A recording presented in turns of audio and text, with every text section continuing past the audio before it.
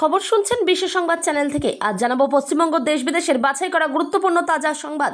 খবরের শুরুতেই জানিয়ে দেব সংবাদ শিরোনাম, পরে বিস্তারিত। গণপিটুনিতে যার মৃত্যু হয়েছে উনি ইনোসেন্ট, পুলিশ বলেছে আমার কথা নয়। শুভেন্দু, আমরা তো আলাদা। বারুইপুরে বাধা পেয়েই কাকলিদের থেকে ভিন্ন হয়ে গেল ঋতব্রত তৃণমূল, গদ্দার শুনতে হলো সায়নীকে। কি লুকোতে রাতারাতি পুঁতে দেওয়া হয়েছিল সেবাশ্রয়ের ওষুধ, অভিষেককে ঘিরে বিস্ফোরক অভিযোগ।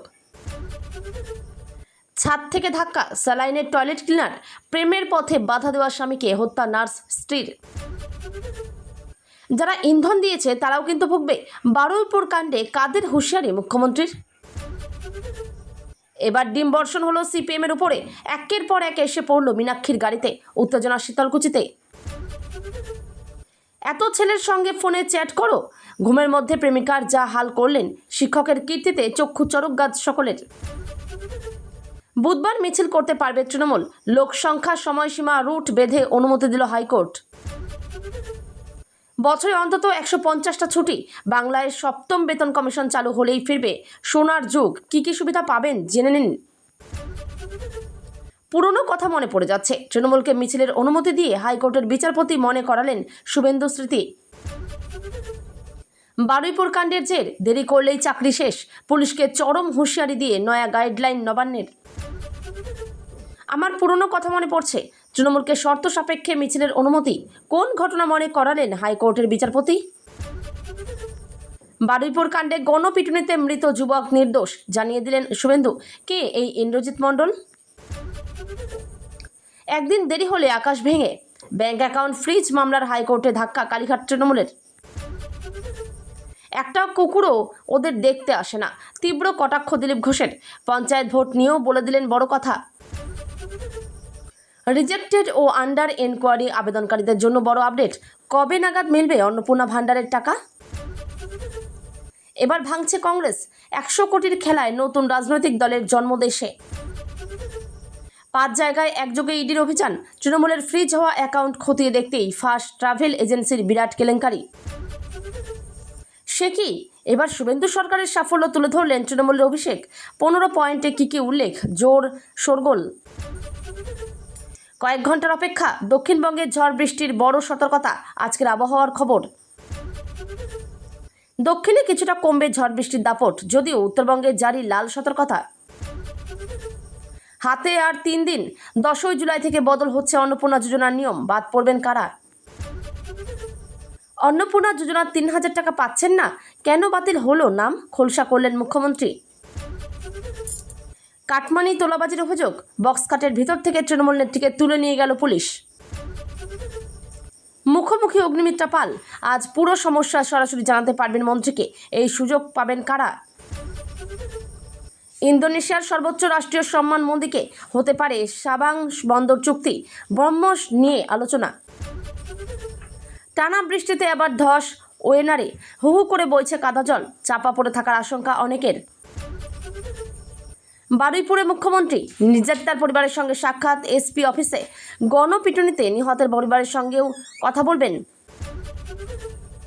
গ্যালন ডিম থেরাপি কাণ্ডে মহুয়ার জরুরি শুনানির আবেদন, কি বলল হাইকোর্ট। রাজ্যসভার 3 আসনে কি পদ্ম শিবিরের জয় নিশ্চিত, তৃণমূলের গৃহযুদ্ধে উত্তপ্ত বাংলার রাজনীতি। রাজ্যসভার 3 আসনে উপনির্বাচন, প্রার্থী দেবে তৃণমূল, বিজেপির নজর নিরঙ্কুশ জয়ে। মিছিলে পুলিশের না, আদালতের দ্বারস্থ মমতা শিবির, আজই শুনানির সম্ভাবনা। এতক্ষণ শুনছিলেন সংবাদ শিরোনাম, এখন আসছি বিস্তারিত খবরে। বারুইপুরে নির্যাতিতার পরিবারের সঙ্গে দেখা করলেন মুখ্যমন্ত্রী শুভেন্দু অধিকারী। এরপর এসপি অফিসে যান তিনি। সেখান থেকে মুখ্যমন্ত্রী তথা পুলিশ মন্ত্রী আরও একবার জানালেন কাউকে রিয়াদ করা হবে না। শুধু তাই নয়, তিনি এও জানালেন গণপিটুনিতে যে মৃত্যুর ঘটনা ঘটেছে তাতে অভিযুক্তদের বিরুদ্ধে কড়া ব্যবস্থা নেওয়া হবে। বস্তুত যেদিন নাবালিকাকে ধর্ষণ ও খুনের অভিযোগ উঠেছিল সেদিন এই ব্যক্তিকে অভিযুক্ত সন্দেহ করে গণপিটুনিতে হত্যা করার অভিযোগ ওঠে ক্ষিপ্ত জনতার বিরুদ্ধে। কি বলেছেন শুভেন্দু? মঙ্গলবার মুখ্যমন্ত্রী নির্যাতিতা নাবালিকার পরিবারের সঙ্গে দেখা করেছেন, একই সঙ্গে দেখা করেছেন গণপিটুনির ঘটনায় মৃতের পরিবারের সঙ্গেও। তখনই তিনি বলেন, পুলিশ আমায় যা বলেছে, I am not investigating authority. গণপিটুনিতে যার মৃত্যু হয়েছে উনি ইনোসেন্ট। পুলিশ আমায় যা বলেছে এটা আমার কথা নয়, তার পরিবারের সঙ্গে আমি দেখা করেছি, উনি জাস্টিস পাবেন। এরপর তার কড়া হুঁশিয়ারি, যে বা যারা এই ঘটনার পর সরকারি সম্পত্তি নষ্ট করেছে তাদেরও ছেড়ে কথা বলা হবে না। মুখ্যমন্ত্রী বলেন, যত গাড়ি ভেঙেছে, রেল লাইন ভেঙেছে, তাদের গ্রেপ্তার করা হবে। শুভেন্দু এদিন এও বলেছেন, গণপিটুনিতে একটি নিরীহ ছেলেকে মেরে ফেলেছে অবিবাহিত ইয়াং বয়, সেখানে যারা হত্যাকারী তাদের খুনের কেসে যুক্ত করা হবে। পুলিশকে নির্দেশ আছে, যারা যারা গুন্ডামি করেছে পুরো দিন ধরে তাদের বিরুদ্ধে পদক্ষেপ হবে। এখানে উল্লেখ্য, গতকালই শুভেন্দু আশ্বাস দিয়েছিলেন এই ঘটনায় ক্যাপিটাল পানিশমেন্ট দেওয়া হবে। তিনি বলেছিলেন, জঘন্যতম ঘটনা, আইজির নেতৃত্বে এসটিএফ কাজ করছে, পরিবার যা চেয়েছে তা করার ব্যবস্থা করছে সরকার, ক্যাপিটাল পানিশমেন্ট দেওয়া হবে।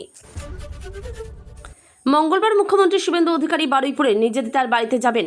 তার আগে শাসক বিরোধী রাজনৈতিক দলের নেতা নেত্রীদের ভিড় 12 বছরের মৃত কিশোরীর বাড়িতে। বিক্ষোভের মুখেও পড়লেন কেউ কেউ। বারুইপুরে ঋতব্রত বন্দ্যোপাধ্যায় এবং সায়নী ঘোষ সোমবার বারুইপুরে গিয়েছিলেন কালীঘাট তৃণমূলের প্রতিনিধিরা।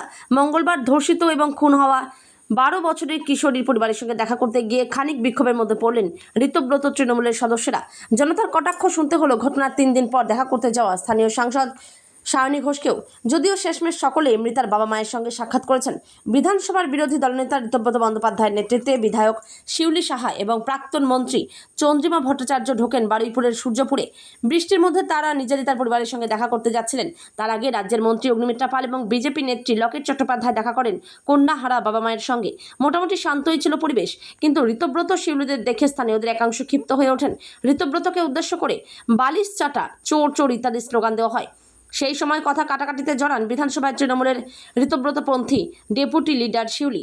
তাকে বলতে শোনা যায়, আমরা তো আলাদা, তোমরা এভাবে আমাদের বাধা দিতে পারো না, আমরাও অপরাধীদের শাস্তি চাই। অন্যদিকে এনডিএ জোটকে সমর্থনকারী তৃণমূলের বিদ্রোহী 2 সাংসদ সায়নী ঘোষ এবং কাকলি ঘোষ দস্তিদারও গিয়েছিলেন বারুইপুরে।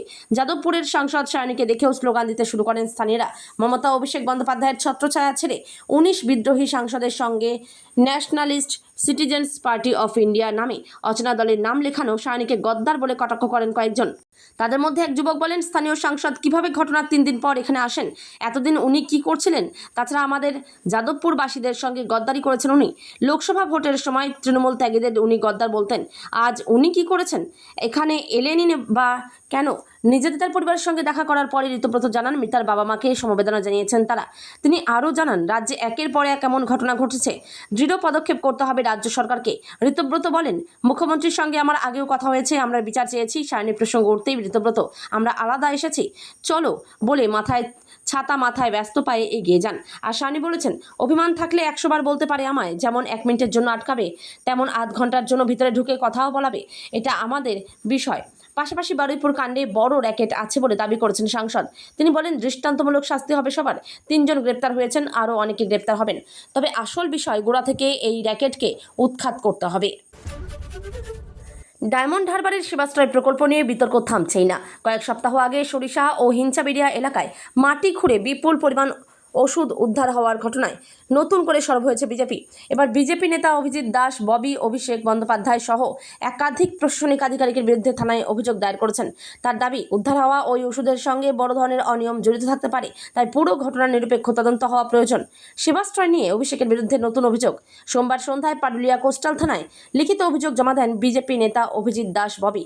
অভিযোগে অভিষেক বন্দ্যোপাধ্যায়, তার সহযোগী সুমিত রায়, তৎকালীন জেলাশাসক এবং স্বাস্থ্য দপ্তরের কয়েকজন আধিকারিকের নাম রয়েছে। ববির দাবি, গত 10ই জুন সরিষার হিঞ্চাবেড়িয়া এলাকায় বিজেপি কর্মী সমর্থকেরা মাটি খুঁড়ে প্রচুর ওষুধ উদ্ধার করেন। পরে পুলিশ সেখানে গিয়ে কিছু ওষুধের নমুনা সংগ্রহ করলেও কোনো মামলা দায়ের করা হয়নি বলে অভিযোগ। তার মতে, ওই ওষুধগুলির উৎস এবং কেন সেগুলি মাটির নিচে চাপা দেওয়া হয়েছিল তা খতিয়ে দেখা জরুরি। নির্বাচনের পর ওই এলাকা থেকে এত পরিমাণ ওষুধ উদ্ধারের ঘটনা নিয়ে নানা প্রশ্ন উঠতে শুরু করে। স্থানীয়দের মধ্যেও কৌতূহল তৈরি হয়, কী কারণে ওষুধগুলোর মাটির নিচে লুকিয়ে রাখা হয়েছিল। বিজেপি নেতার অভিযোগ, শিবাশ্রয় প্রকল্পের নামে ওষুধ কেনা এবং ব্যবহারের ক্ষেত্রে বড় ধরনের আর্থিক অনিয়ম হয়ে থাকতে পারে। তিনি দাবি করেছেন, এই ওষুধগুলি কোথা থেকে আনা হয়েছিল, কিভাবে ব্যবহার করা হয়েছিল এবং কেন মাটির নিচে ফেলে রাখা হয়েছিল তার পূর্ণ তদন্ত হওয়া দরকার। ববির আরও দাবি, উদ্ধার হওয়া কিছু ওষুধের মেয়াদ শেষ হয়ে গিয়েছিল, আবার কিছু ওষুধ তখনও ব্যবহারযোগ্য ছিল। তাই তার প্রশ্ন, মেয়াদোত্তীর্ণ ওষুধ রোগীদের দেওয়া হয়েছিল কিনা সেটাও তদন্ত করে দেখা উচিত। পুনের লোহাগড় দুর্গের ঘটনাকেও হার মানাবে তেলেঙ্গানার নিজামবাদের এই লোমহর্ষক হত্যাকাণ্ড। ডার্ক থ্রিলার সিনেমার চিত্রনাট্যকেও ঝাঁপিয়ে গেল এক নার্স স্ত্রী এবং তার প্রেমিকের করা খুনের পরিকল্পনা। কর্মসূত্রে বিদেশে থাকা স্বামী দেশে ফিরতেই নিজের স্ত্রীর হাতে নৃশংসভাবে প্রাণ দিতে হলো 35 বছর বয়সী প্রশান্তকে। কিভাবে ঘটল ঘটনা? নিহত প্রশান্ত দীর্ঘদিন বিদেশে কর্মরত ছিলেন। সম্প্রতি তিনি দেশে ফেরেন দাম্পত্য কলহ মিটিয়ে নতুন করে জীবন শুরু করার আশায়। কিন্তু পুলিশি তদন্ত অনুযায়ী প্রশান্তের অনুপস্থিতিতে তার স্ত্রী সন্ধ্যা 32 বছর বয়সী, যিনি পেশায় একজন নার্স, এক তরুণের সঙ্গে প্রেমের সম্পর্কে জড়িয়ে পড়েছিলেন। প্রশান্তের ফিরে আসা তাদের এই সম্পর্কের পথে বাধা হয়ে দাঁড়ায়, আর তখনই তাকে সরিয়ে দেওয়ার ছক কষা হয়। ব্যর্থ প্রথম চেষ্টা। পুলিশের দাবি, খুনের পরিকল্পনা অনুযায়ী 29 জুন অনিলের বন্ধু ভেঙ্কট সাই প্রশান্তকে অতিরিক্ত মদ্যপান করায়। এরপর তাকে বাড়ির ছাদ থেকে নিচে ফেলে দেওয়া হয়। ভাগ্যক্রমে প্রশান্ত প্রাণে বেঁচে গেলেও গুরুতর জখম হন। অভিযুক্তরা তখন তাকে বোঝানোর চেষ্টা করে যে অতিরিক্ত নেশার ঘরে দুর্ঘটনাজনিত কারণে তিনি নিচে পড়ে গিয়েছেন। গুরুতর আহত অবস্থায় তাকে হাসপাতালে ভর্তি করা হয়। হাসপাতালেই চূড়ান্ত খুন। প্রথমবার পরিকল্পনা ব্যর্থ হওয়ায় সন্ধ্যা নিজেই নার্সিংয়ের অভিজ্ঞতা কাজে লাগিয়ে দ্বিতীয়বার খুনের ছক কষে। গত 30 জুন রাতে যখন প্রশান্ত হাসপাতালে ভর্তি, তখন সন্ধ্যা গভীর রাতে হাসপাতালের নিরাপত্তা ও সিসিটিভিকে ফাঁকি দিয়ে স্বামীর শরীরে লাগানো আইভি লাইনের মাধ্যমে সরাসরি অ্যানাস্থেশিয়া ও টয়লেট ক্লিনার ঢুকিয়ে দেয়। বিষক্রিয়ার ফলে ঘটনাস্থলে মৃত্যু হয় প্রশান্তের। মায়ের অভিযোগে ফাঁস রহস্য। মৃত্যুটিকে দুর্ঘটনা বলে চালিয়ে দেওয়ার চেষ্টা করেছিলেন সন্ধ্যা, কিন্তু নিহতের মায়ের সন্দেহ হওয়ায় তিনি 1 জুলাই পুলিশের কাছে লিখিত অভিযোগ দায়ের করেন। অভিযোগের ভিত্তিতে তদন্তে নেমে পুলিশ কল রেকর্ড এবং প্রযুক্তিগত তথ্যের সাহায্যে সন্ধ্যার সঙ্গে তার প্রেমিক অনিল ও বন্ধু ভেঙ্কট সাইয়ের এই ষড়যন্ত্রের পর্দাফাঁস করে। গ্রেপ্তার ও তদন্ত। পুলিশ সন্ধ্যা, অনিল ও ভেঙ্কট সাই 3 জনকে গ্রেপ্তার করেছে। জেরার মুখে তারা অপরাধ কবুল করেছে বলে তদন্তকারীদের দাবি। ফরেনসিক পরীক্ষা রিপোর্টের জন্য অপেক্ষা করা হচ্ছে, যা নিশ্চিত করবে যে ওই বিষাক্ত রাসায়নিকই মৃত্যুর কারণ ছিল কিনা। বর্তমানে অভিযুক্তদের বিরুদ্ধে খুন ও ষড়যন্ত্রের ধারায় মামলা রুজু করে তদন্ত চলছে। নাবালিকাকে গণধর্ষণ খুন। বারুইপুরে গেলেন মুখ্যমন্ত্রী শুভেন্দু অধিকারী। বারুইপুর এসপি অফিসে যান মুখ্যমন্ত্রী। বারুইপুর এসপি অফিসে নিহতের পরিবারের সঙ্গে কথা মুখ্যমন্ত্রীর। এমনকি বারুইপুর এসপি অফিসে ডিজিপি, আইজি সহ পুলিশ কর্তাদের সঙ্গে বৈঠক হয়। এরপর সাংবাদিকদের মুখোমুখি হয়ে শুভেন্দু অধিকারী বলেন, এই ধরনের ঘটনা যাতে রাজ্যে না ঘটে তার ব্যবস্থা করতে হবে। পুলিশ যা করার করছে। সমস্ত এসপি, সিপির সঙ্গে কথা বলেছি। যারা পুলিশের গাড়ি ভেঙেছে, রেললাইন উপড়েছে, তাদের ছাড় নয়। যারা ভোটে প্রত্যাখ্যাত হয়েছে, ভোটে হেরেছে, চিহ্নিত করা হয়েছে, কাউকেই ছাড়া হবে না। কড়া বার্তা মুখ্যমন্ত্রীর। মুখ্যমন্ত্রী বলেন, 1 সপ্তাহের মধ্যে আবার আসবো, সরকার যা করছে দেখতে পাবেন। 2 পরিবারের সঙ্গে কথা বলেছি, আউটপোস্ট চালু করব। আগের সরকার এমন করেছে বলে জানা নেই, কিন্তু এটা আমার কর্তব্য। বিমান বন্দ্যোপাধ্যায়, সায়নী ঘোষরা পরিবারের সঙ্গে দেখা করেছেন। আশা করি তারাও পরিবারের সঙ্গে কথা বলে সন্তুষ্ট। রাজ্যের পুলিশ কর্তাদের বলেছি, এই ধরনের ঘটনা আটকাতে হবে। ন্যায় সংহিতা, সুপ্রিম কোর্ট, পক্সো আইন যা যা আছে। মুখ্যমন্ত্রী বলেন, রাজ্য সরকারের যা মনোভাব তা মেনে চলতে হবে। আগের দিন মিসিং ডায়েরি হয়েছিল, আমি সব খতিয়ে দেখেছি। ডিজিপিকে 72 ঘন্টা সময় দিয়েছি, রিপোর্ট পেলেই ব্যবস্থা নেব। এই সময়ের মধ্যে 1% শিথিলতা থাকলেও কড়া অ্যাকশন হবে। আরজিকরের প্রসঙ্গ টেনে শুভেন্দু অধিকারী বলেন, আরজিকর মেডিকেল কাণ্ডে 3 আইপিএসকে সাসপেন্ড করেছি। আমাদের সরকারের উপরে আস্থা রেখেছে পরিবার, এটা বড় প্রাপ্তি। নিরীহ যুবককে যারা গণপিটুনিতে মেরেছে তাদের বিরুদ্ধে ব্যবস্থা হবে। 200-র বেশি লোক চিহ্নিত, যাদের ইন্ধন ছিল তাদেরও ছাড়া হবে না। যারা ইন্ধন দিয়েছে তারাও কিন্তু ভুগবে, হুঁশিয়ারি মুখ্যমন্ত্রীর। এতদিন তৃণমূল নেতা নেত্রীদের উপরে ডিম বর্ষণের অভিযোগ উঠে এসেছে। এবার সিপিএম নেত্রী মীনাক্ষীর গাড়ি লক্ষ্য করেও চলল ডিম বর্ষণ। কোচবিহারের শীতলকুচির ওই ঘটনায় পুলিশি নিষ্ক্রিয়তার অভিযোগ তুলেছেন বাম নেত্রী সিপিএম নেত্রী মীনাক্ষী মুখোপাধ্যায়। মঙ্গলবার কোচবিহারের শীতলকুচিতে তার গাড়ি লক্ষ্য করে চলে ডিম বর্ষণ। সিপিএম নেত্রী মীনাক্ষী মুখোপাধ্যায়ের গাড়ি লক্ষ্য করে ছোড়া হলো ডিম। মঙ্গলবার দুপুরে দলীয় কর্মসূচিতে কোচবিহারের শীতলকুচিতে যান তিনি। সেখানেই তার গাড়ি লক্ষ্য করে ডিম বর্ষণ হয় বলে অভিযোগ। গাড়িতে সে সময় সিপিএম কেন্দ্রীয় কমিটির সদস্য মীনাক্ষীর সঙ্গে ছিলেন দলের প্রাক্তন সাংসদ অলোকেশ দাসও। শীতলকুচিতে 2 দিন আগে মৃত্যু হয় সিপিএম কর্মী মন্টু মিয়ার। সিপিএমের দাবি, তিনি খুন হয়েছেন বলে আশঙ্কা করছে পরিবার, কিন্তু পুলিশ শুরুতে অভিযোগ গ্রহণ করছিল না। অনেক পরে অভিযোগ গ্রহণ করা হয় বলে দাবি সিপিএমের। অন্যদিকে শীতলকুচির এক বাসিন্দা মুম্বাইয়ে কাজ করতে গিয়ে নিহত হন। সেই পরিযায়ী শ্রমিকের দেহ ফিরিয়ে আনতেও যথাযথ পদক্ষেপ করা হচ্ছে না বলে দাবি বামেদের। মীনাক্ষী জানান, এই 2 ঘটনার প্রতিবাদে মঙ্গলবার জেলা শাসকের দপ্তর ঘেরাও কর্মসূচি রয়েছে তাদের। তার আগে শীতলকুচিতে তার গাড়ির উপর হামলা হয় বলে অভিযোগ তোলেন বাম নেত্রী। মঙ্গলবার সকালে মন্টুর পরিবারের সঙ্গে দেখা করতে যান মীনাক্ষীরা। পরে সেখান থেকে শীতলকুচি বাজারের ভিতর দিয়ে ফিরছিল মীনাক্ষীর গাড়ি। ওই সময়ে একদল জনতা তার গাড়ি লক্ষ্য করে ডিম বর্ষণ শুরু করে।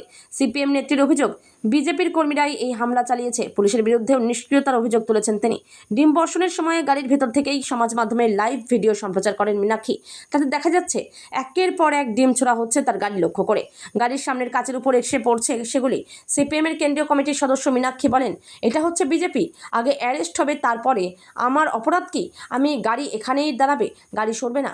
আগে এখানকার পুলিশ অ্যারেস্ট করবে, তারপরে এখানে যত পুলিশ আছে সব সাসপেন্ড হবে। রাতে কথা কাটাকাটি, ঝগড়া, মধ্যরাতেই সব শেষ।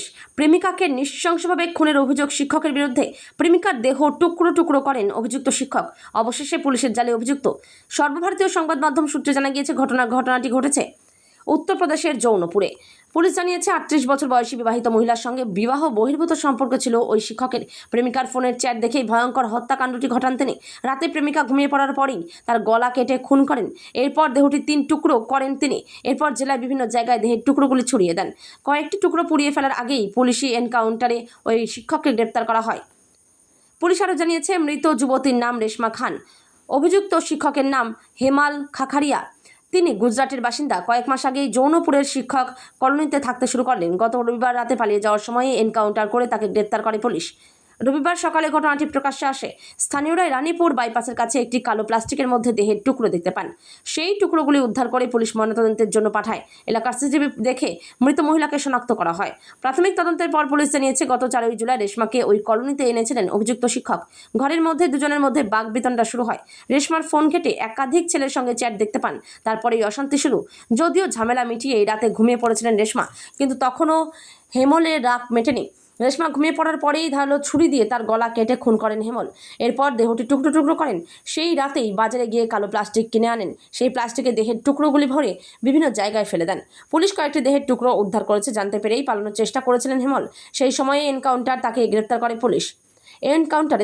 করে পুলিশ। পুলিশি জিজ্ঞাসাবাদে খুনের ঘটনা তিনি স্বীকার করে নিয়েছেন। বুধবার মিছিল করতে পারবে কালীঘাট তৃণমূল। রাজ্যের আপত্তি সত্ত্বেও অনুমতি দিয়ে দিল কলকাতা হাইকোর্ট। যদিও বেশ কিছু শর্ত বেঁধে দিয়েছেন বিচারপতি সৌগত ভট্টাচার্য। কী শর্ত বেঁধে দিয়েছে হাইকোর্ট? সোমবার যুব তৃণমূলের তরফে কলকাতা পুলিশের জয়েন্ট সিপি হেডকোয়ার্টার্সের কাছে মিছিলের আর্জি জানানো হয়েছিল। সেই আবেদন খারিজ করে দেওয়া হয়। এরপর এই জলগড়ায় হাইকোর্ট অবধি। মঙ্গলবার মিছিলের লোকসংখ্যা, সময়সীমা, রুট বেঁধে অনুমতি দিল আদালত। এদিন আদালতে রাজ্যের তরফ থেকে মিছিলের জোরালো বিরোধিতা করা হয়। যুক্তি দেখানো হয়, বালিগঞ্জ ফাঁড়ি থেকে হাজরা মোড় ভীষণ জরুরি ও ঘিঞ্চি এলাকা, পাশেই হাসপাতাল রয়েছে। মিছিলের ইস্যু চিঠিতে পরিষ্কার নয়। এছাড়া নিয়ম বলছে 15 দিন আগে কলকাতা পুলিশের পোর্টালে আবেদন করতে হয়। কাজের দিন দুপুর অথবা বিকেলে মিছিল করা হলে সাধারণ মানুষ ভোগান্তির মুখে পড়বে। পাল্টা কালীঘাট তৃণমূলের আইনজীবী কল্যাণ বন্দ্যোপাধ্যায় বলেন, বিজেপি যখন কাজের দিনে সেন্ট্রাল এভিনিউয়ের মতো জায়গায় মিছিল করে সেই সময় ছাড় দেওয়া হয়। আর এখন রাজ্য সরকার ভোল বদল করে বলছে কাজের দিনে নয়, শুধুমাত্র শনি ও রবিবার তথা ছুটির দিনে মিছিল করতে হবে। রাজ্য সরকার এটাই চাইলে পলিসি নিয়ে আসুক। সোম থেকে শুক্র অবধি কি সাংবিধানিক অধিকার সাসপেন্ড থাকে? দুই পক্ষের সওয়াল জবাব শোনার পর শর্ত সাপেক্ষে মিছিলের অনুমতি দেয় হাইকোর্ট। এই বিষয়ে বিচারপতির পর্যবেক্ষণ, গণতান্ত্রিক প্রক্রিয়ায় দেশের যে কোনো মানুষের অধিকারের দাবিতে আন্দোলনের অধিকার আছে, সেই অধিকার আদালত কেড়ে নিতে পারে না। এরপর বেশ কিছু শর্ত বেঁধে যুব তৃণমূলকে মিছিলের অনুমতি দেন বিচারপতি ভট্টাচার্য। সর্বাধিক 1000 জনকে নিয়ে মিছিল করা যাবে। আগামীকাল দুপুর 2:30 থেকে 4:30 অবধি মিছিল হবে। 4:30-এর মধ্যে রাস্তা পুরো খালি করে দিতে হবে। রাস্তার এক ধার দিয়ে মিছিল যাবে এবং শুধুমাত্র হ্যান্ড মাইক ব্যবহার করা যাবে। এর পাশাপাশি রুট কিছুটা বদলে বালিগঞ্জ ফাঁড়ি থেকে হাজরা মোড় অবধি নির্দিষ্ট করে দেয় আদালত। হাইকোর্টের আরও নির্দেশ, আজ রাত 8টার মধ্যে মোবাইল নম্বর সহ 10 জন ভলেন্টিয়ারের যাবতীয় তথ্য পুলিশকে জমা করতে হবে। আগামীকালের মিছিলে কোনো প্রকার উস্কানিমূলক অথবা প্ররোচনামূলক বক্তব্য রাখা যাবে না। ট্রাফিক ও নিরাপত্তা সুনিশ্চিত করবে পুলিশ।